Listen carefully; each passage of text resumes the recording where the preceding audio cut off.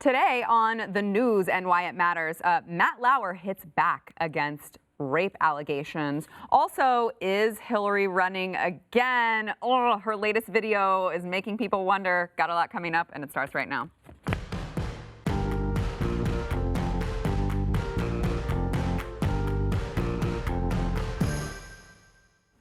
Welcome to the news and why it matters. I am Sarah Gonzalez, today joined by Stu Bergier of the Glenn Beck radio program. Thank you. Sporting his snazzy Blaze Media jacket. Yes, they're like, you should wear Blaze Media stuff. And I'm like, okay, this is the only thing that's a jacket, so it's the only thing that's warm enough to be in this room with. So I'm really jealous. I need to get me a Blaze Media jacket so that I can make an excuse for wearing a jacket on set. We have new to the show. Yeah, Tad Pafafopoulos. I'm just here to give you a liberal perspective on everything that we're going to talk about because you guys are so bent on the right. I have Trump derangement. People have no idea who I am when I wear a hat. He's not wearing a hat today. We were like, how are people going to know who he is? He's not wearing a hat. Chad Prather back in studio. But for real new to the program, we have Catalina Lauf. Did I say that correctly? Yes. Okay. Yes. Catalina Lauf. She is running for Congress, Illinois, 14th District? Yep. 14th District. Right. And you are being portrayed as the anti-AOC. That's right. Is that, how accurate is that? Well, it's accurate. I'm anti-socialism, right? Okay. Okay, good. And if you are elected, you will actually beat her record of being the youngest congresswoman? Yes. Yeah. Wow. Wow, that's awesome. Well, we are happy to have you. We've got a lot to get into, but first we want to thank our sponsor, Relief Factor. So apparently there is, what, 2/3 of Americans who just walk around in constant pain and think that that's just going to be life forever? It's never going to change. It's a really sad sort of thing. It's a really depressing statistic. Yeah. Is that's you? I know. Hey, look, I gotta give testimony to the Relief Factor thing because you know I deal with the gout in my ankle, all the inflammation and stuff like that, and I have not had a problem in a month with this. Really? So yeah, I got to give a lot of credit where it's due with Relief Factor. It's worked for so many of us here at the studio. It's worked for me with my back problems from the car accident. It works for Glenn, who was in severe pain. Jason Buttrell was in the military, and so, you know, his knees don't work like they used to anymore. It's working for him as well. It's 100% drug-free, and like Chad said, it targets the inflammation in your body, which oftentimes you're like, oh crap, that was the root cause of my pain. I didn't realize it. So you can try the 3-week quick start pack. 70% of the people who try that go on to keep ordering it. It's working for that many people. It can work for you. It's $19.95. Worth the money, I would say, to see if you can get out of pain, because if you do, it is life-changing. You can go to relieffactor.com, get that quick start pack. That is relieffactor.com. So I want to talk about Matt Lauer first. Now, I'm going to be very careful how we discuss this, because it is obvious that, like, these are allegations, they are unproven. We don't know what the real story is. So let's talk about just kind of how this has transpired. So Ronan Farrow he has a book coming out called Catch and Kill, in which he talks about this woman that alleged that Matt Lauer raped her. She was anonymous. Now she is not. She has come out. And so her name is Brooke Nevels.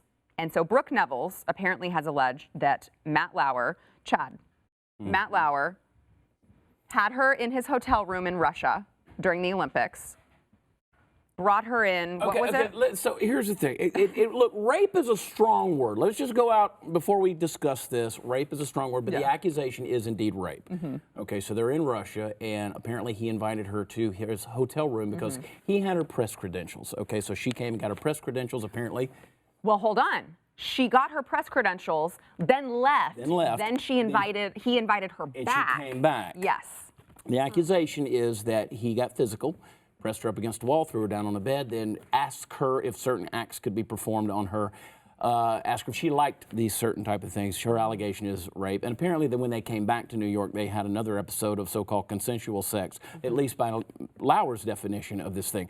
So there are a lot of things. On the follow-up one, she's saying it was consensual too, right? Right. Yeah. Yes. Okay, I just want to make sure I understand. Yes. So that's why I'm saying this accusation of rape, and I understand we're living in the age of the Me Too movement. When you start diminishing certain words, whether it's racism, rape, all of these things, they start losing their meanings for true victims. And this is one of those things where, while I think that Matt Lauer is garbage, and based on the accusations we've heard in the past, I mean, the guy is really a trashy human being, I have a hard time with a lot of the narrative that's being promoted on this thing. Matt Lauer hit back pretty hard on this thing, and I almost kind of go, while he is admitting his own guilt in certain things, I sort of want to agree with him. Yeah, on this. It is interesting, Catalina, because she says that she told him no, but her first reason for saying that it was non-consensual was because she had had too much to drink. She said it was non-consensual in the sense that I had had too much to drink. Mm-hmm. Does that trouble you at all? I think, honestly, there's only one truth there, and there are only two people involved in that. And I think when we start trying to not look at the facts of what actually happened, we get into a spot, like Chad's saying, where people might be accused of something that they haven't done, and if in fact things weren't as she claims it were to be, well, that's a huge issue because you are diminishing what actually happened, if it did or it did not. So I think we need to look at the whole story there. And I mean, if he's fighting back and saying that it didn't happen, look at the Brett Kavanaugh situation, right? So we need to look at the whole story, I think. But yeah, Stu? I mean, look, they're both accusing each other, so there's at least one false accusation somewhere. Right. And we know that. Look, I think I'm with you. I don't think Matt Lauer is a good guy by any means. I mean, he basically admits he's not a good guy, though he doesn't admit to this particular crime. It is.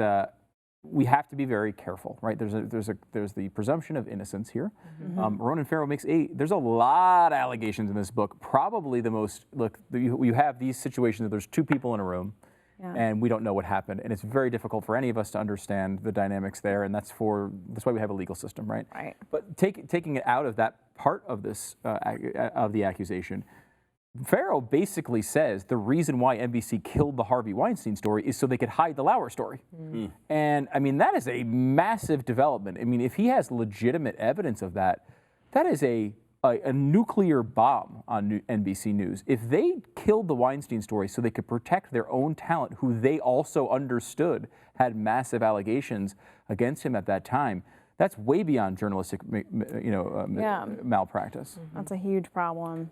I think you tweeted something last week about the Chinese lady who came out against Harvey Weinstein, and there was kind of an op-ed opinion piece on her experiences and how she had a non-disclosure agreement and got like $220,000. And you made a great point. You said if this is news and you have facts on this thing, then report it as news. Yeah, this is a really scary thing that's going on. And I think Harvey Weinstein is beyond trash and hope he goes to prison for the rest of his life. Mm-hmm. That being said, if you're the New York Times and you have the resources of the New York Times to do news coverage, releasing a major accusation of a crime as an op-ed column is completely inappropriate. Right. It is insane, right? I mean, anybody can make an accusation in an op-ed column, and what the New York Times, when they have no evidence of it, can just say, well, it was just an opinion column. Yeah. That's crazy. It's one step above. It's a glorified Dear Diary. Yeah, it's a blog post, is what it is. Yeah, I mean that's completely unacceptable for an organization like the New York Times to do. I mean, I think it would be wrong for this, like going on Twitter and just putting that stuff out there is irresponsible. For the New York Times to give it the credibility of their paper, whatever that credibility is beyond crazy, right? Like someone accusing someone else of a crime, then you cover what you can go and the news can go and pick it apart and ask questions and look for evidence, and that's how you cover a news story. You don't just take one side's allegations and just print it without any question. That's not how journalism is done. Exactly. Yeah. So Matt Lauer apparently called you mentioned this, Chad, he responded, he called the allegations outrageous, categorically false, insisted that his previous years of silence have been a mistake. Now he says, I ended the affair poorly. I simply stopped communicating with her and Brooke continued to reach out. Obviously nobody knows what happened, but under that circumstance, it seems like there would be evidence. Could find exactly. That's what I'm saying. So you could, we could find if he wanted to vindicate himself. It seems like he probably could do that. So obviously we don't have the facts. It would be a really, really interesting way of dealing with things if you really were guilty to come out that strongly against her and then make the point that within a year of claiming that he sexually assaulted her, she was out trying to sell a book about the affair. Mm-hmm. Matt Lauer was the one who said that. So it will be very interesting to see. But Catalina, I feel like it's a sad state of affairs that the Me Too movement has kind of led us to now. Instead of trying to, oh, we have to believe all women, we have to believe all women, it seems like the public has kind of shifted and said, okay, you know what, I'm immediately cautious of any sort of allegation because we've had too many, and a lot of them have not ended up meeting the criteria, the standard of actual sexual assault. Absolutely, and I think, and as women, right, it's very tough because you want to believe and you want to support, and if something horrific did happen, then you obviously want to understand that. But again, when it is diminished or facts aren't there, well, who is championing the man that might have not done it? And again, it's a really scary time when we're not looking at the full facts and we're just blaming, and we're not looking at it from a legal perspective and innocent until proven guilty. And we need to change that narrative. Yeah. Yeah. One of the big things that would be great that if it came from the Me Too movement was to be encouraging to women to say, if something like this happens to you, you need to go to legal authorities as fast as possible. Immediately. Right. And Immediately. we hear all these terrible stories of women who say, well, like this happened to me, but I was embarrassed and I thought everyone would blame me. And if we could get people to believe that wouldn't happen, that would be a good outcome here, because there's just no way for a book or an op-ed column to come to justice in these situations. It's not possible. We have a legal system because we need one to be able to go back and forth and see, real accusations and real evidence on real crimes. Right. And I don't know how you get things like, how does someone how do normal people who want to give justice to a woman who was potentially raped here, like we all do, everybody here does, everybody in the audience wants to give justice to her if this happened. Of course. However, how can we possibly do justice to her when we can't look at evidence, we can't do anything? The legal system is there for a reason. You're asking us to believe your story, which it may very well be true, but you're asking us to believe the story when we have no other evidence, and the only evidence we do have is your admission that you went back to him afterwards and had consensual sex. Like, that sounds bonkers to me as an action after you were raped by a person. So I mean, if it did happen, and it could have happened, I mean, that doesn't mean it didn't occur, but we have to be able to have actual evidence and a legal proceeding, not only to give her justice, but also to give him. He's a U.S. citizen. He gets the same protections under the Constitution, even if he's a dirtbag. All right, back in a minute. We're not sex kids. No, yeah. We need to go to that demolition. Before we get back into the conversation, we want to thank our sponsor, Candid Company. I know it's already October, so believe it or not, the holidays are right around the corner. And I know there are probably a lot of you out there who maybe you go through the holiday season, you take closed mouth photos. You're like, well, everyone else is smiling really big because you're embarrassed that maybe you don't wear your retainer anymore. You got braces a long time ago and you don't wear your retainer anymore, and your teeth have shifted and you're really self-conscious about it. All right, you got to listen up. You can get a photo-ready smile now with clear aligners from Candid. Candid's aligners can help straighten your teeth faster than regular wire braces. Oh, and also they don't look like really bad in your mouth because you got this big wire and people are like, hey, brace face. You don't have to do that. You can have them be invisible. It takes 6 months on average. A little personal, didn't it? On behalf Not that of I've Sarah ever heard Gonzalez, that. I would like to issue an apology on behalf of BlazeTV and Blaze Media for those of you wearing braces. I wore headgear. I wore braces for several years. That was me, okay? So I can relate, and what I'm telling you is it doesn't have to be that way. You can get an experienced orthodontist who is licensed in your state, and they create a custom treatment plan for you. They send you everything you need in a kit. You do it at home. I did it. I've had some shifting. That person who stopped wearing their retainers, it was me. It was me, and I'm getting it fixed through Candid. It's really easy.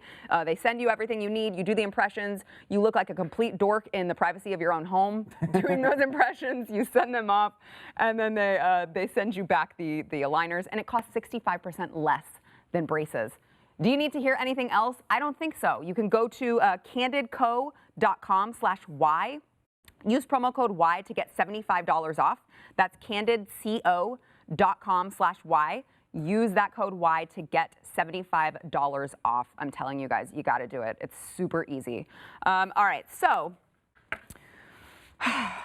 every day, I feel like this week we've talked about what's going on in Hong Kong with China. And let's see, what did we talk about yesterday, Stu? What was it? It was the NBA stuff. NBA, right. So Daryl China was mad because Adam Silver, NBA commissioner, somehow defended Daryl Morey, Houston Rockets. He barely GM. did. I still don't see it. His written statement really didn't seem to defend him, though his spoken word statement was a little bit more aggressive, saying like, look, people have to be able to have their own opinions, which is fine. I don't think I think that's an appropriate thing. If someone wants to stand up for communist China, you can stand up for communist China. And they made it sound like he was like, listen, we have a First Amendment here, and everyone's allowed to say whatever they want. China's a little sensitive. Sensitive when it comes to that free speech thing. Yeah, really are. So China they stopped showing the NBA preseason games. Well, now, last night, there was a husband and a wife holding Free Hong Kong signs at a preseason NBA game in Philadelphia, and they were kicked out of the stadium. We have a clip here. Let's watch it.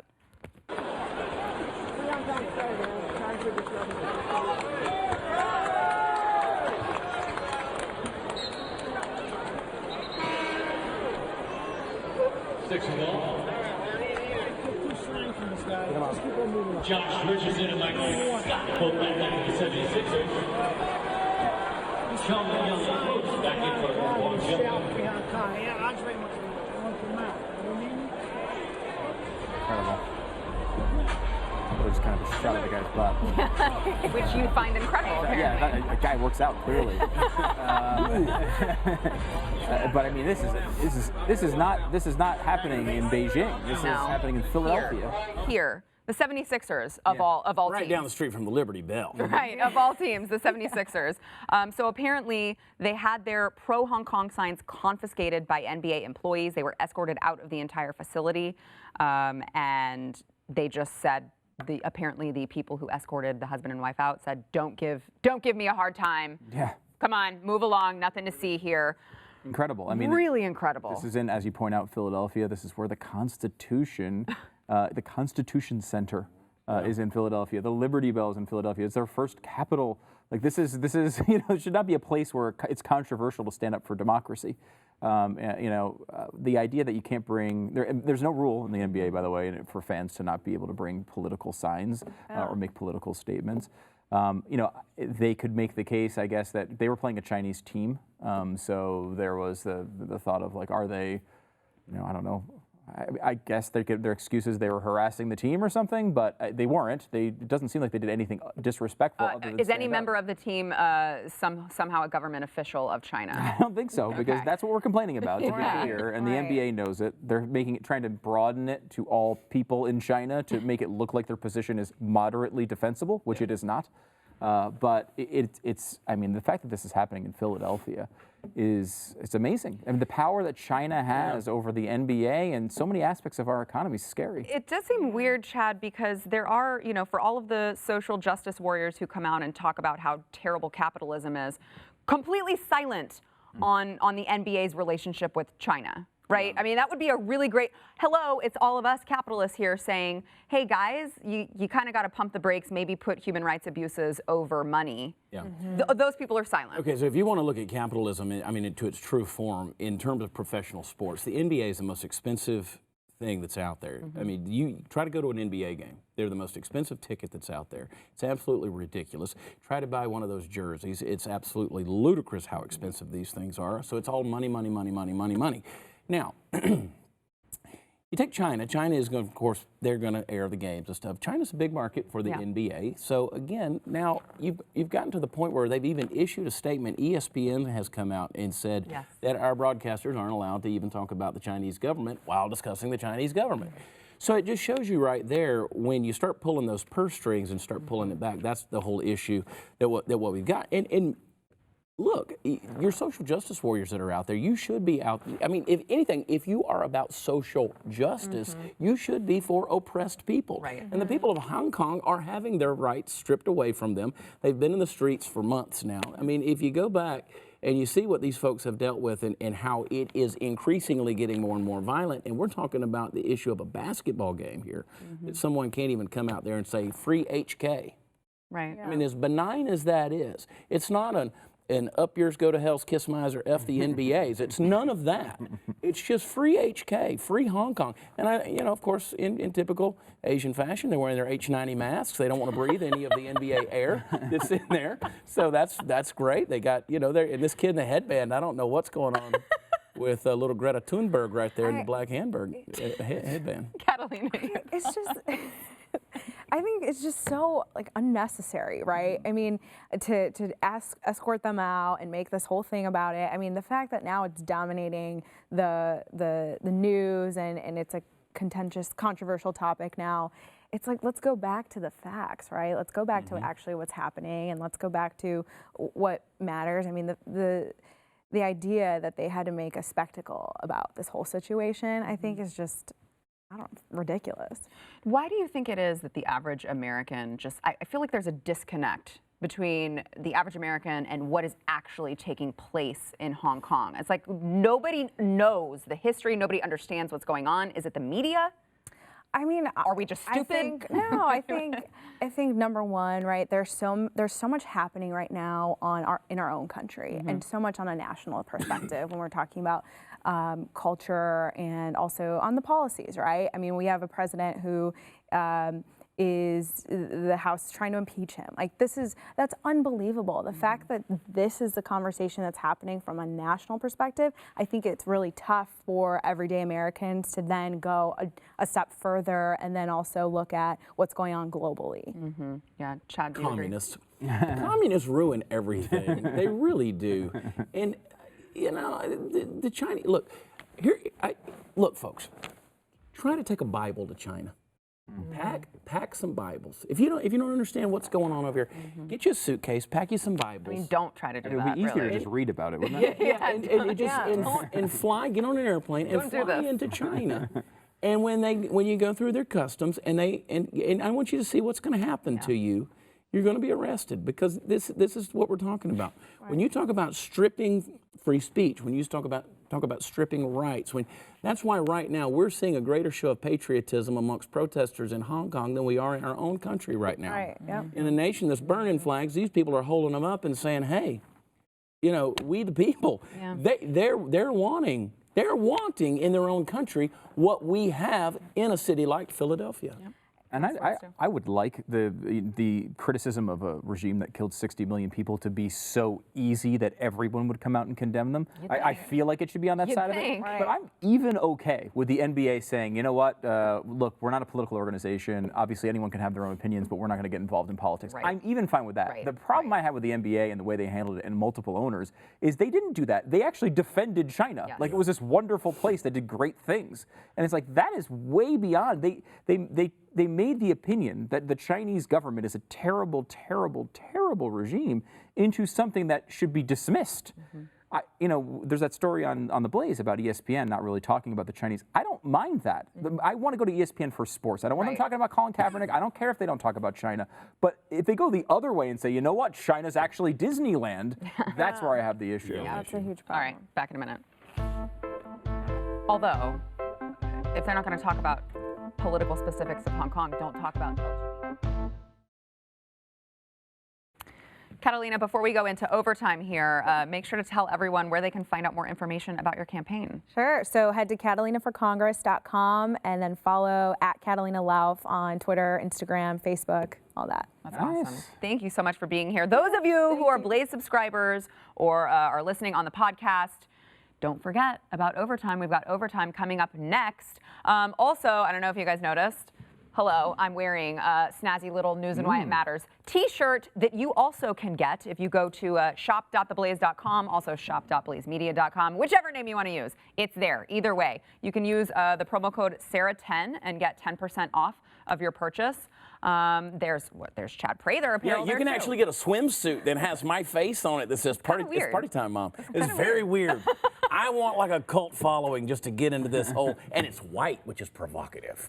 It is. It's like you're pushing all the envelopes. It's Chad. all the dudes in the think tank over there trying to come up with these genius ideas that aren't good. Go get it. But buy it anyway. Shop.theblaze.com. Overtime starts next.